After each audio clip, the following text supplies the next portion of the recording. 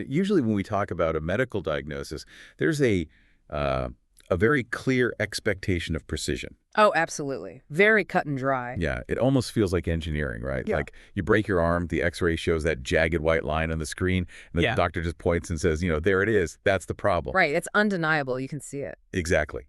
But I want to welcome you to today's deep dive because we are examining a set of philosophical sources that completely upend how we think about diagnosing problems. And we aren't just talking about medicine here. Oh, no, not at all. We are talking about something much bigger. Yeah, we are talking about the architecture of our entire civilization. Our mission today is to explore a fairly staggering premise.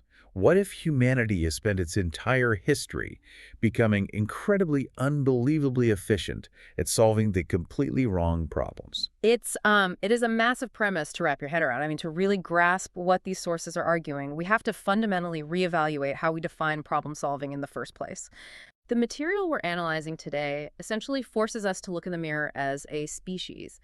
We have to ask whether we are actually fixing our societies, or if we've just spent thousands of years, well, getting better at applying temporary bandages to gaping systemic wounds. It's a heavy thought, Hmm. but the sources anchor this whole concept in a brilliant foundational analogy, and I want to walk you through it to set the stage. It's a great analogy, yeah. So imagine you go to the doctor because you have this severe, blinding headache. You're just in total agony. And the doctor doesn't run any major blood panels or scans. They just hand you a prescription for a very powerful painkiller. Just a quick fix. Right. And you take it, and within an hour, the pain vanishes. You go home feeling great, totally relieved. But a few weeks later, the headache comes roaring back. So you return to the doctor, they give you another painkiller, and once again, the pain disappears. And this just becomes the routine. Exactly. This cycle repeats for years. You become an absolute expert at managing the onset of the headache. Finally, a new doctor steps in, looks at your massive chart of painkiller prescriptions, and asks a totally different question. They ask, what is actually causing the headache? Which is what they should have asked on day one. Right. And after a real structural examination, they discover a hidden underlying condition. The headache was never the disease. The headache was merely the symptom. Now, in a medical setting, that realization is a huge relief. I mean, you finally have an answer, right? A pathway to actual healing. Yeah, it's good news. But when you take that exact same framework and, scale it up to the level of global civilization, the implications become deeply unsettling. We have to look at our institutions and ask if they are just highly sophisticated painkiller dispensaries. Just handing out meds. And that is the core hook for us today. I want you to apply this exact same scenario to society as a whole. Are we just popping societal painkillers? Okay, let's unpack this, because if treating the symptom instead of the cause is so obviously flawed and dangerous in a doctor's office, why would an entire global civilization act like a bad doctor? Well, to understand that paradox, we have to look past sociology and connect this behavioral flaw directly to our biology. Really? Biology? Yeah, it's hardwired. The sources point out a historical pattern that is honestly impossible to ignore when you zoom out. Throughout thousands of years, humanity responds to crises in a remarkably predictable sequence. Like a loop?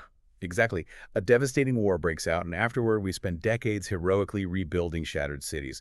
We uncover massive systemic corruption, and our reaction is to immediately draft stricter, vastly more complex compliance laws. We just patch the holes. Right. We experience massive financial crises, and the reflex is to introduce new economic policies and redesign market regulations to patch the holes that were just exploited.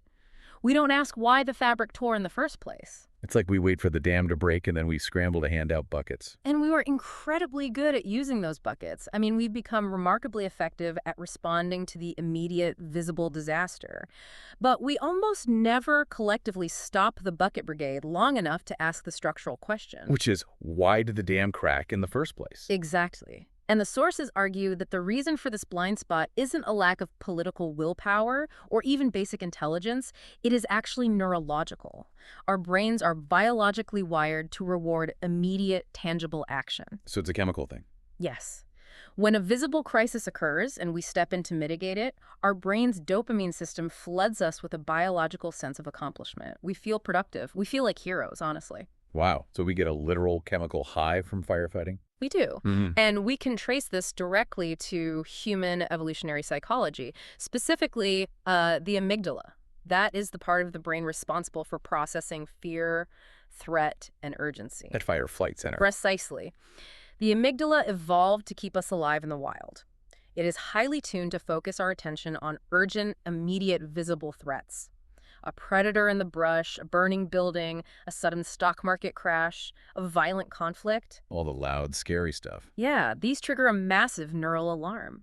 The amygdala demands action, and taking action soothes the alarm and releases that dopamine we talked about. But slow-burning, structural causes, the hidden rot in the foundation of an economic system that takes 4 decades to produce a crisis. That doesn't register as a tiger in the bushes. It doesn't register at all. Evolutionarily, we didn't need to process 50-year systemic risks to survive the savannah, Yeah. So biologically speaking, we are heavily incentivized to fight the fires that are right in front of us. Because it feels good. Yes. We are not biologically rewarded for sitting down with a blueprint, running complex models, and redesigning the building's electrical grid so it never catches fire in the first place. Prevention is invisible, and the brain does not reward the invisible. That makes so much sense. Reading through this biological argument, I kept visualizing it like playing a fast-paced game of whack-a-mole. Oh, that's a great way to picture it. Right. You're standing there at the arcade, the heavy mallet is in your hand, and a mole pops up. You smash it, the lights flash, the machine dings loudly, the score goes up, and your brain gives you this massive, satisfying dopamine rush. You feel like a champion. You really do. Then another mole pops up and you smash that one too. We spend our whole lives, and arguably our whole human history, getting incredibly fast and efficient at whacking the moles of conflict, poverty, and institutional failure. Just endlessly swinging the mallet. Endlessly. But you get absolutely zero biological reward, no flashing lights, no cheering crowd, no dopamine hit for putting the mallet down, walking around to the back of the dusty arcade cabinet and figuring out how to just unplug the machine. What's fascinating here is how perfectly that arcade visual captures the mechanism of our societal failure, because it highlights the complete lack of immediate gratification. Yeah, it's boring to unplug a machine. It is. Unplugging the machine stops the game entirely. It solves the problem at the root. But it doesn't feel like a victory in the moment. It feels like, administrative maintenance. Definitely. And because our biology wires us to chase the symptoms, to hit the moles, we have to confront a rather grim question. Are we biologically doomed to this endless loop? I mean, I hope not. Well, the sources argue the short answer is no. Because human beings possess the prefrontal cortex, we have the capacity for complex abstraction and learning. We can override our base biology. Okay, that's a relief. But there's a catch. The real tragedy is that our societal institutions are actively failing to teach us how to do that. And this brings us to the concept of the blank slate theory explored in the texts. We aren't born inherently knowing how to distinguish a symptom from a root cause. No, not at all. An infant doesn't know the difference between the fever and the underlying bacterial infection, right? That specific cognitive skill, the whole root cause analysis systems thinking thing, it must be actively, intentionally learned. And that is exactly where the systemic breakdown occurs today. If you analyze our modern institutions, almost all of them are designed to exploit the amygdala rather than train the prefrontal cortex. They feed the beast. Exactly. Look at our education systems, for example. By and large, they teach students to memorize discrete facts and solve predefined equations just to pass standardized tests. Yeah, rote memorization. Right. They rarely teach students to question the underlying architecture of the problems themselves, or even how different disciplines interconnect. And then you look at our media environment. Oh boy, yeah, the media. The entire economic model of modern media is built around the dopamine hit of the immediate crisis. The breaking news banner, the outrage of the day, the hyper-focus on the visible symptom. It's all about grabbing your attention right now. Yes. Algorithms explicitly reward crisis response and emotional reaction. They bury deep structural analysis because, honestly, it doesn't drive engagement. And it bleeds right into how we govern ourselves, too. Political discourse operates almost entirely on short-term election cycles. Very short term. Game theory tells us that if a politician spends 4 years quietly overhauling a regulatory framework to ensure a financial crisis never happens 20 years from now, well, they have nothing visceral to show the voters. They get voted out. Exactly. The system naturally selects for leaders who can point to a blazing fire they just heroically extinguished. And the consequence of this institutional conditioning is staggering when you look at it generationally. Because we only incentivize symptom management, generation after generation inherits a massive compounding backlog of unresolved structural We problems. just pass the buck. We do. We inherit centuries-old geopolitical conflicts, degrading environmental systems, widening economic inequality, and institutions that were designed for, like, the Industrial Revolution. It's overwhelming when you list it out like that. It is. Each generation spends all its energy and resources just managing the daily consequences of these unresolved root problems. We've essentially become full-time caretakers of a broken system, while the underlying machinery just keeps quietly churning out new crises for our children to manage. Okay, I have to pause and push back on this a little bit, just on behalf of anyone listening who might be thinking this sounds a bit overly theoretical. Sure, let's hear it.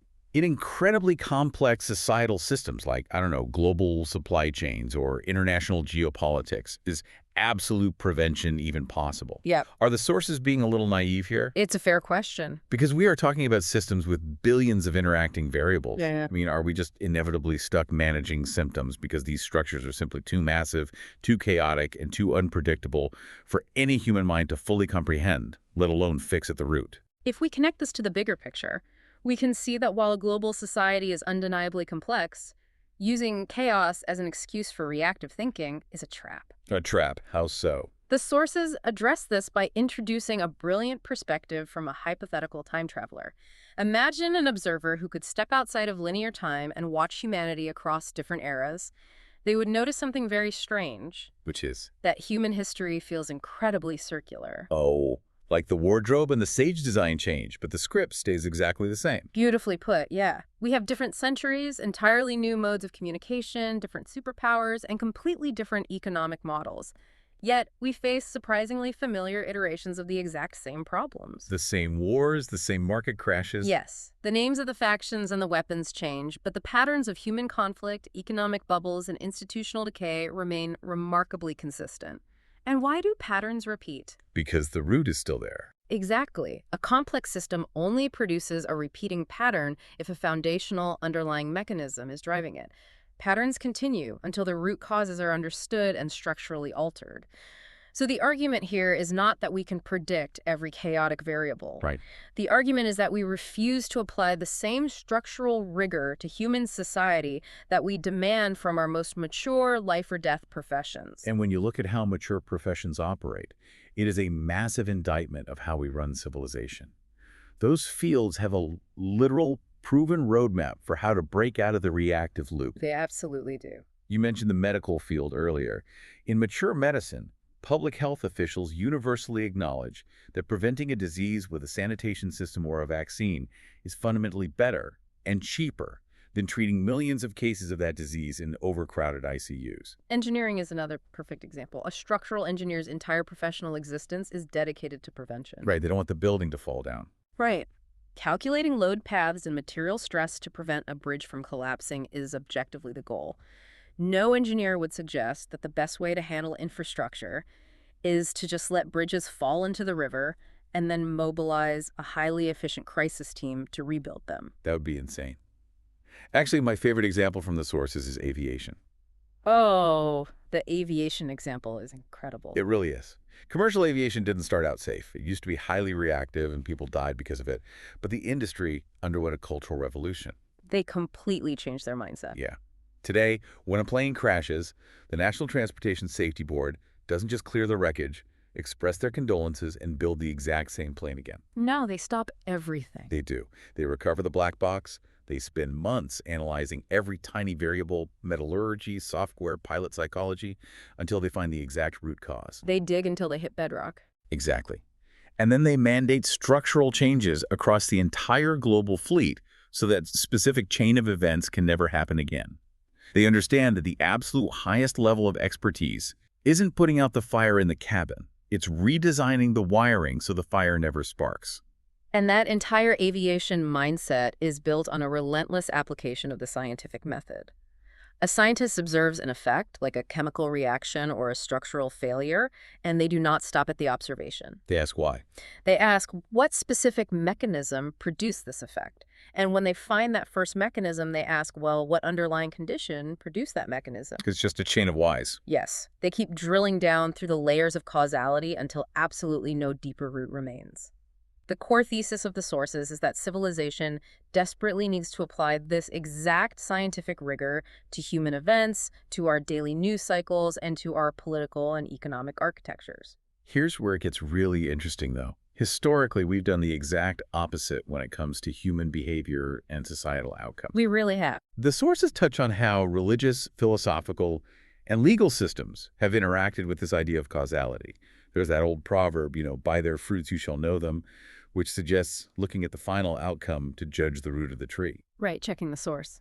But in practice, human institutions have overwhelmingly treated societal symptoms as individual moral failings or sins to be punished rather than complex outcomes to be deeply understood. We punish the symptom through the legal system, and the root cause goes completely unexamined. That is such a crucial distinction to make. When you moralize a symptom, you immediately stop investigating it. It shuts down the inquiry. Exactly.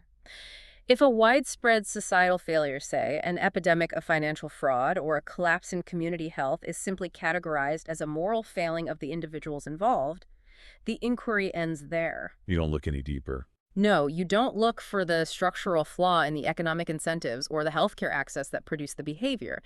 You just build more prisons, write stricter compliance rules, and increase the penalties. You are right back to fighting fires rather than asking why the building was designed with highly flammable materials. If we take this back to the engineering analogy for a second, it exposes how absurd our societal logic actually is. It's painfully absurd. Let's say you have a suspension bridge that randomly collapses every 5 years. If the chief engineer suggested, hey, let's just keep a stockpile of steel and a rescue crew on standby next to the bridge at all times so we can rebuild it faster next time, they would be fired on the spot. We would be laughed right out of the room. They would. So why on earth do we accept that exact same logic from the architects of our economic systems or our global supply chains? Why is the threshold for accepted expertise so much lower for the systems that govern civilization itself? That is the pivotal question of the entire deep dive. Answering it requires a fundamental shift in how we define human progress. Over the centuries, we have heavily conflated two very different cognitive concepts: intelligence and wisdom. Okay, this part was fascinating. Right. Breaking out of this historical loop demands that we recognize the difference and move from merely being a highly intelligent species to actually becoming a wise one. The text defined this difference so cleanly, and it really stuck with me. Intelligence is the ability to solve a complex problem.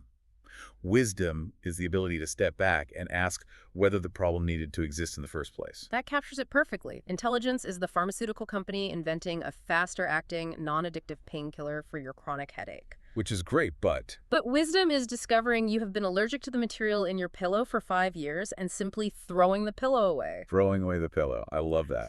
And this brings us to what the sources identify as the transformative question. A single clarifying metric that has the power to radically shift paradigms in medicine, education, economics, government, and even our personal relationships. The question is wonderfully simple. Are we solving the cause or merely managing the symptom? Imagine if every major corporate board meeting, every legislative session, and every international summit began with that exact question. It would change everything. The entire trajectory of humanity would shift. The ultimate goal outlined here isn't just about achieving greater administrative efficiency. By recognizing and dismantling causes instead of merely reacting to consequences, the future stops being this exhausting, endless repetition of the past. We finally step off the treadmill. We stop walking in the historical circle. Yes. For the very first time in human history, humanity could finally begin proactively shaping history instead of merely surviving it. We could transition from being permanent crisis managers to becoming actual architects of our future. So what does this all mean for us today? We've covered a lot of ground. We've talked about dopamine loops, hijacking our brains. We've talked about collapsing bridges, aviation black boxes, and the grand sweep of repeating human history. We've spanned quite a bit, yeah.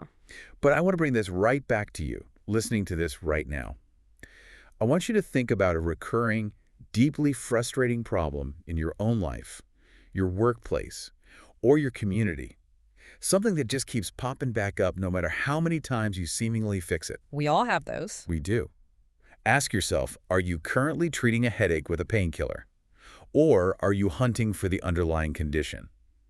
It is incredibly easy to get caught up in the daily dopamine hit of clearing your inbox, resolving a dispute, or putting out today's immediate fire. But are you dedicating any time to changing the system that started the fire in the first place? This raises an important question, especially when we look at the immediate technological future we are stepping into. Oh, with AI, right. Yes, with AI. We are rapidly racing toward an era where artificial intelligence will be integrated into the foundation of nearly every aspect of our lives. I want you to imagine a future where AI becomes so advanced, so frictionless, that it can instantly manage, mitigate, and soothe every societal symptom or crisis the milliseconds it arises. Almost like a super painkiller. Exactly. The economy shows signs of a dip. AI adjusts global interest rates instantly to smooth it out. A supply chain breaks in Asia. AI reroutes the logistics globally before anyone even notices a delay. This is kind of nice, honestly. It does sound nice. But in that incredibly comfortable, hyper-efficient world, will humanity entirely lose the cognitive muscle memory required to look for root causes?